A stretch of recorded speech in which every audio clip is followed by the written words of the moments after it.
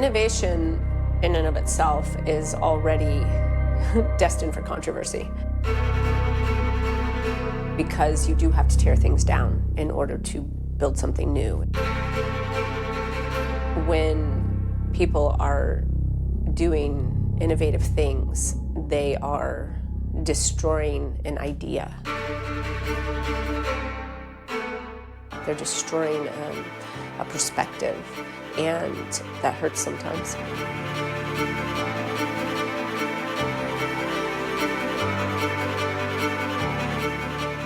It takes a lot of courage to be able to move in that way, especially again and again.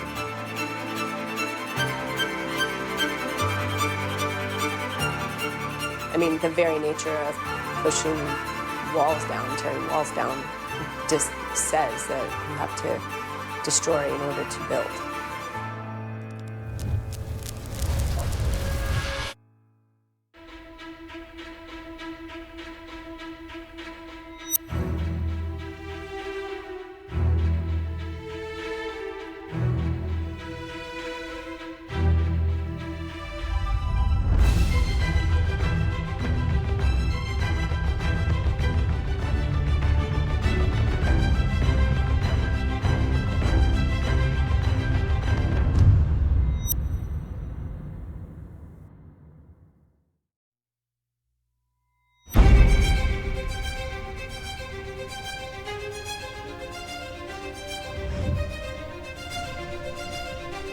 For a while now, Atlanta has been tearing down walls.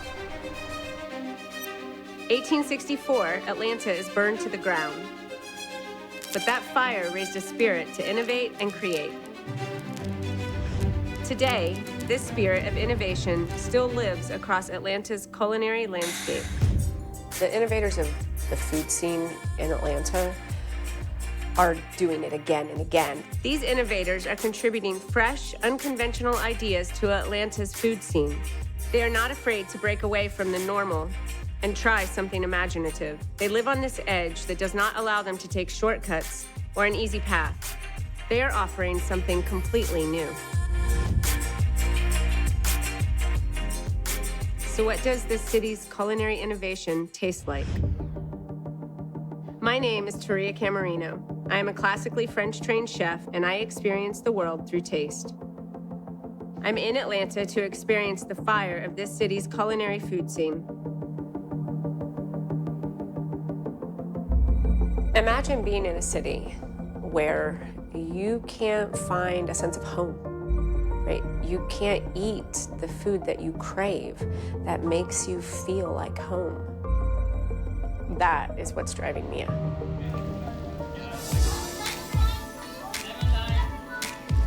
The chef, Mia Ordigno, is probably one of the biggest innovators because she came to a city where she didn't see any representation of her food.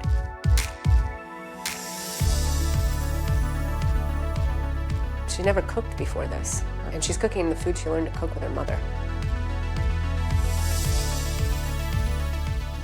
I've cooked with Mia a few times now, and I'm always captivated by how soulful, and it's straight from her soul and from where she's from, and it exudes that whenever you taste her food and see her cooking.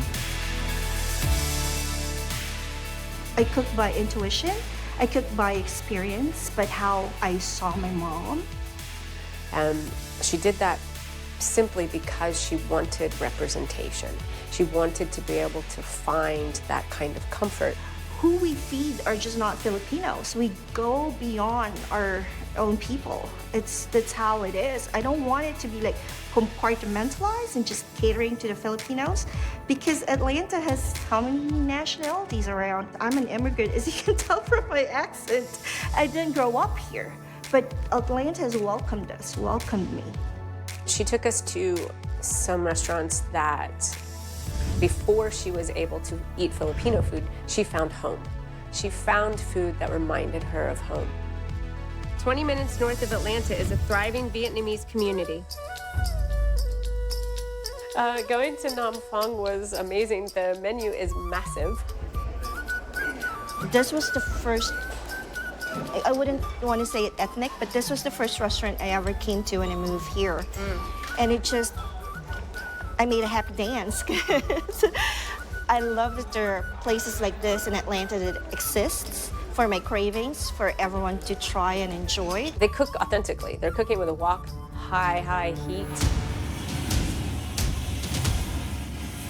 which for Vietnamese food is important. So it's fast, so it retains that freshness. She's not cutting back on the spices, the flavors, the texture, and she goes out of her way to find like little suppliers that can provide her to make it authentic and real.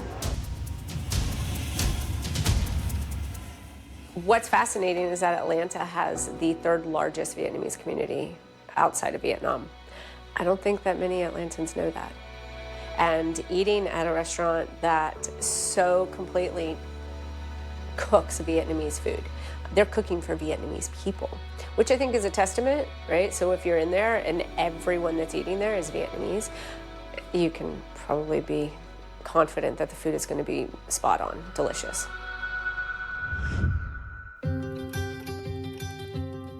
Snack Box Bistro is near Buford Highway and not far from Nam Phong.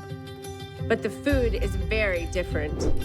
Eating at Snack Box Bistro, so we're eating Laotian food, which was unbelievably delicious. Yes, yes. I was gonna say, should we have like two sticks together? My God. One for you and one for me? So good. I hadn't eaten Laotian food, and so to know how distinctly they use the same ingredients that Thai, Filipino, Vietnamese, they're all using these same ingredients, but they tell that story in such a unique way. The rice, we like wrapping it in lettuce, and then if you want to kick it up a notch, then you put a chili in it, and then you wrap it and just put it in your mouth. So one of the things that I noticed is that they use both fresh and dried chilies on the plate, which isn't necessarily the most common thing to do. And that afforded that rich, robust spice, but then it had this fresh, vibrant element as well. The core of me still longs for the Philippines, and food is such a huge thing for us because we're so poor. Right. But that's one thing that we value. Like, no matter what your level of income or anything, we all eat with our hands. You can be like running a corporation in Manila, and at the end of the day, you still eat dried fish. You know, we still eat adobo. So that's what connects us no matter where you are in life. So, and I get emotional because I was mad at the first time I found out that there was no Filipino food. I told you, right? I got upset. She had to, and still has to, keep pushing herself. And then anger started coming in because why? No one ever dared, you know? And I said, I'm gonna do it. Am I be able to do it? I'm not even like a chef.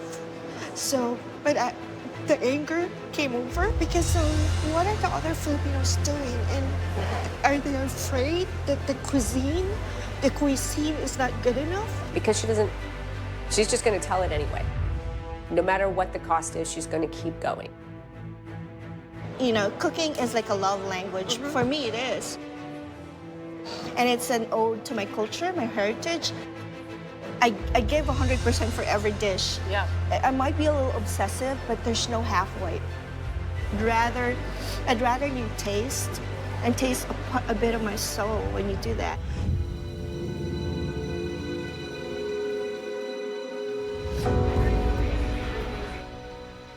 Something that's amazing about Atlanta is that there's these little pockets where you can experience any part of the world. Momonoki is unique in that they have positioned themselves on the interstate, on I-75 and 85. That's a pretty gutsy move and incredibly innovative. So it's like being Tokyo in the heart of Atlanta. There's nothing like it. So what they're bringing is this taste of Japan. And how cool is it that you can go to Tokyo right here? I've been to Tokyo, and this is such a similar way to eating. It's affordable, which is, I'm surprised actually, like you can deliver this kind of cuisine and this kind of food on that price point. In Japan, business class is the working class, and so that's what they're feeding right there in Midtown. This is something that you can eat like on a daily basis and not break the bank. Right. That's and be healthy and fresh. I mean, that's the revolution right there, is that he's giving More accessibility. And the authenticity of the food that they're serving, they're not dumbing anything down. They're teaching people how to eat Japanese food in a space that could have been risky. So he's kind of setting himself up to be leader in the, I mean, this is gonna be really gutsy what I'm about to say, but I mean, he's leading the Japanese food movement in Atlanta. They were pretty sure of themselves to make that move because the view is literally of the interstate.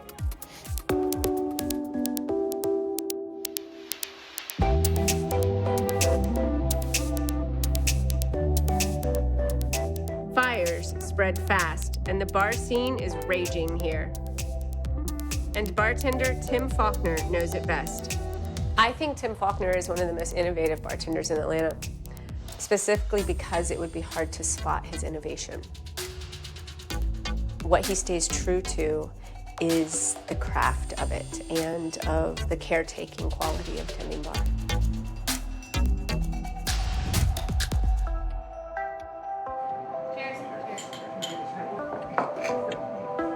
We bar hop to see what's new.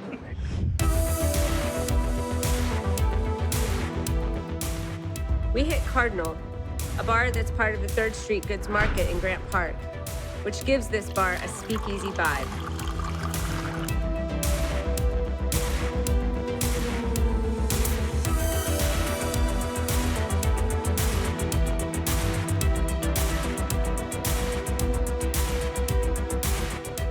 The purpose of Cardinal was, again, 2 bartenders wanted to do it their way.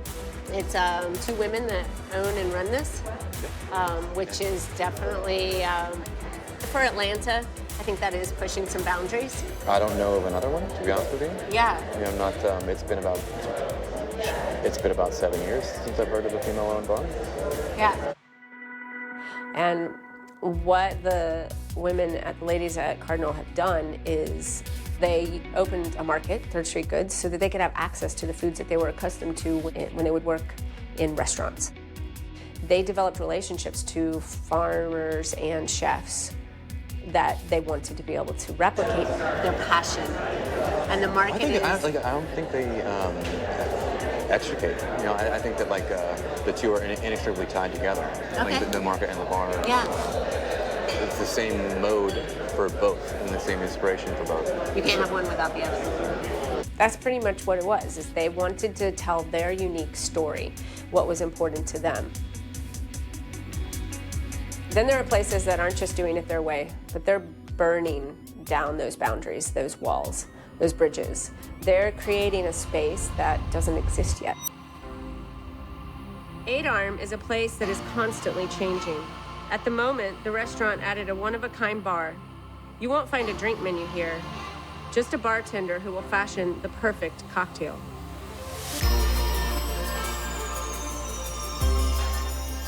Where the bartender, Joshua Fryer, is asking who you are so that he can now do what he loves to communicate that back to you.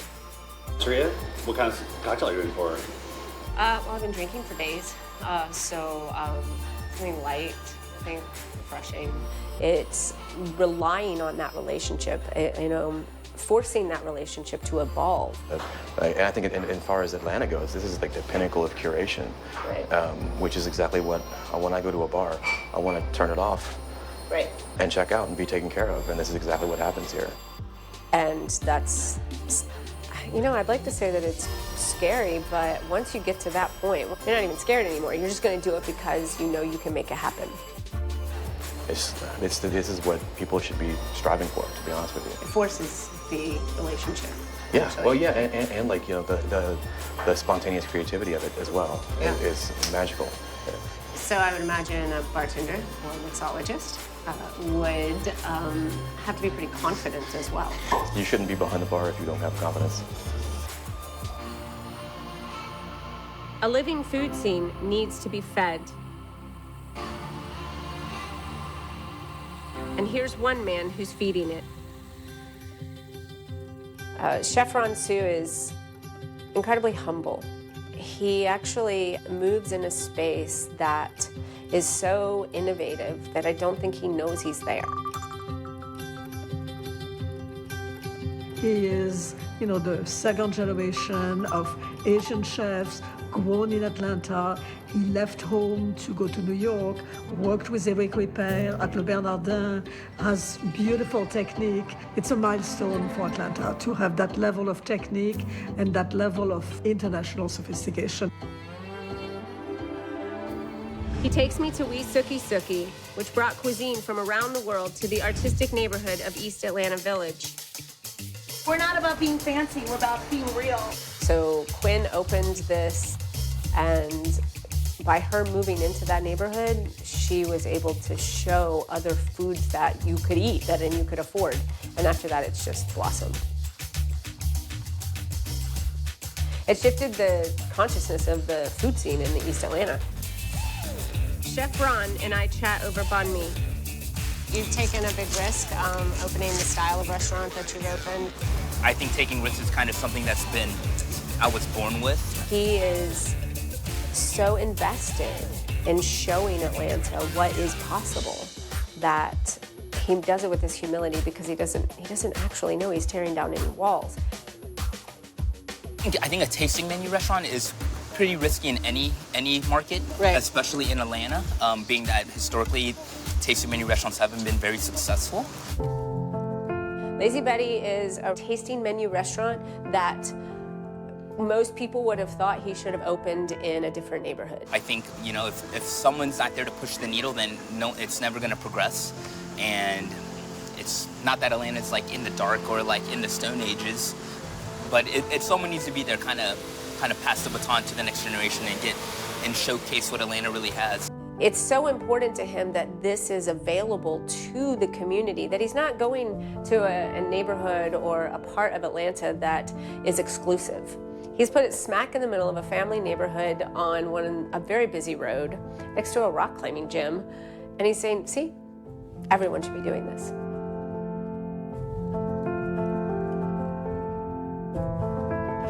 Are you ever scared? Yeah, I'm still scared. Yes. Every day I'm scared. Yes. But that's what makes it rewarding, right? If I knew it was gonna be successful, then everyone would be doing it. And it would be easy. It would be easy.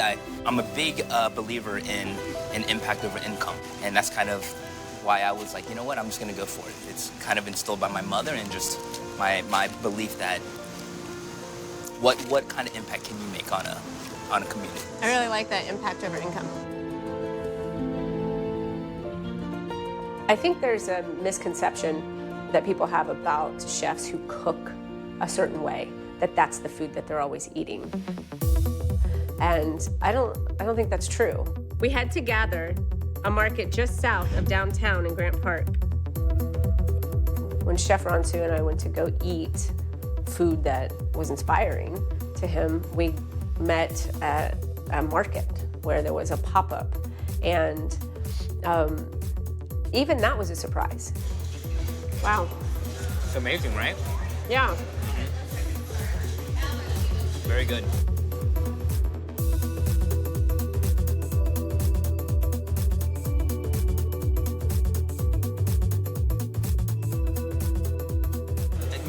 Now that we're kind of in this new age of cooking where you see all these, these up-and-coming chefs doing pop-ups, I find it so great because I kind of equivalent pop-ups to just being that struggling artist where you're trying to find a studio to portray your work, and what better way to kind of push the envelope forward and give a voice to these chefs that don't have a voice yet. Right. Yeah.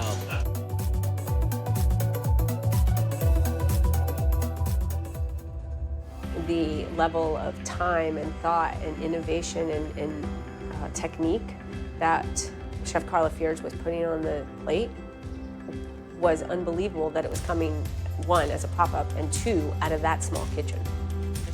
some of my staff now, they know how Lazy Betty started and that it was a pop-up. And now I have about 3 cooks on my staff that are doing pop-ups too.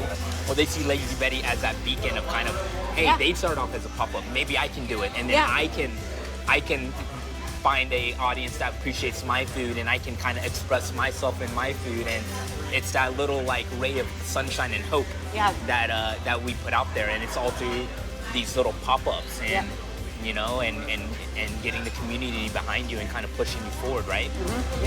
Yeah.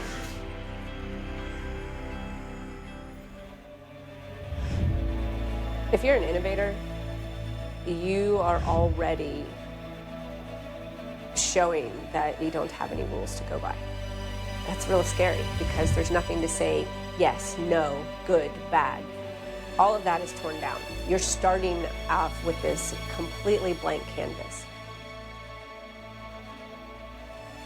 And to not have any rigid thoughts about something is a frightening thing. That scares people. And most people will choose the rules because it's easier. Moving into cooking or making cocktails with no rules at all, you're just listening to what needs to be done, that's really risky. So I've tasted Atlanta's innovation. I've experienced the fire. But what does it look like for these 3 to come together and cook it?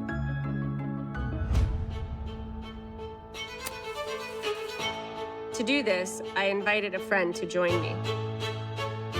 So I'm watching 2 completely different style chefs work together. I wanted to compose a dish that really reflected where I've come from, where I feel like I am now. Ron has worked at a very high level. His mise en place was really elaborate and gorgeous. So I thought the octopus with the Chinese fermented black bean was a very good representation of all those qualities. The octopus was marinated, charred, and served with that funky black bean sauce.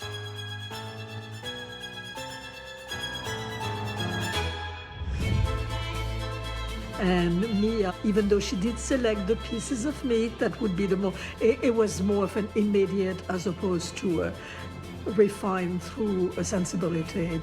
I tend to gravitate to dishes that are comforting, like you would want, like you felt like you were hugged, but you're eating it.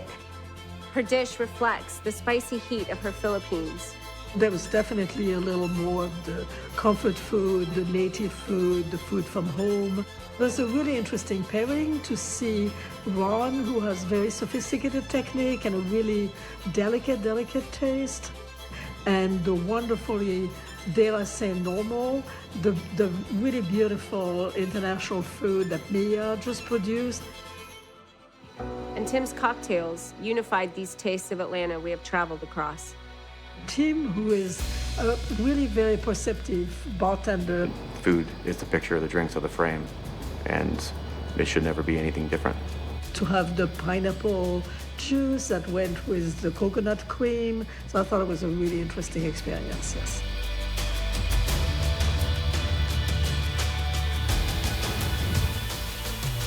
In the end, we find a fire fueled by unrelenting passion to create and share something new.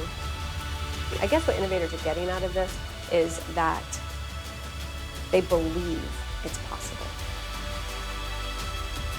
All of the rules make it so you can see what's possible. As an innovator, when you've removed all of those rules, what you're showing is that it's possible to achieve more than what you've been told. And it's these up-and-coming innovators that continue to fan the flames of Atlanta.